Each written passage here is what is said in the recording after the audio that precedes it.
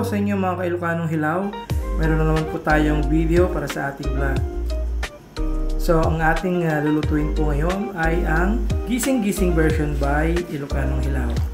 Sige po, umpisa na po natin magluto. First thing we need to do ay ibabad po natin ng sigarilyas sa baking soda ng mga 5 minuto po. Pagkatapos, hugasan po natin ng 2 beses po. Saka po gayatin po natin ng maliliit na piraso po para madaling maluto. After that, i-ready po natin ang ating karne, mga 1/4 na kilo po. Sige po, painitin na po natin yung pan. Ilagay na po natin yung olive oil. Kung mainit na po yung mantika, ilagay na po natin yung onion. Tapos nandito po dyan yung garlic.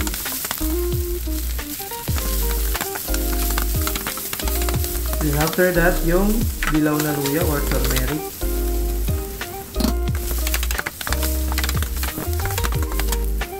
Magluto na lahat. Ilagay na po natin yung 1/4 na karne. Lutuin po natin hanggang maging brown yung karne. Yan.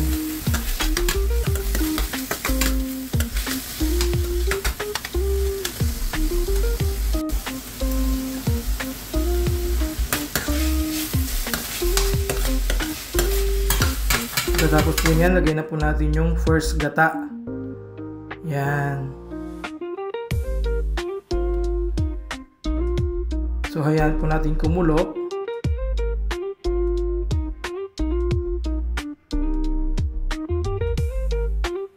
Tapos takpan po natin. Tapos lagyan po natin ng buo na paminta.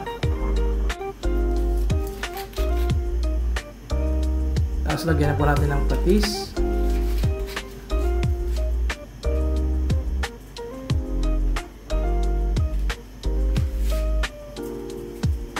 Tapos lagyan na natin ng paminta ulit, yung powder.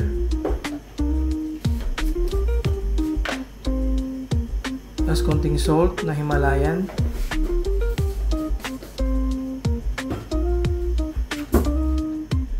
Yan, medyo okay na. Ilagay na po natin yung sigarilyas.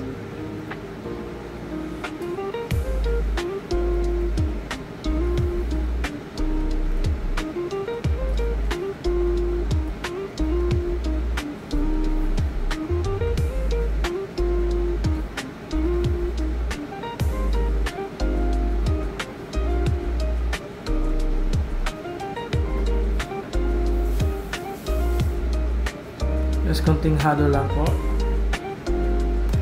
Yan.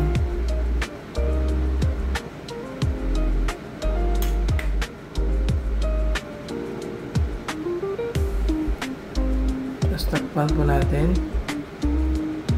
Yun, ilagay na po natin yung last na gata o yung coconut milk para mas malasa po siya. Ganyan lang po kadaling magluto ng gising-gising. Hindi ko na po inanghangan kasi may batang kakain po. So yan lamang po. Maraming salamat. God bless. Please follow and share.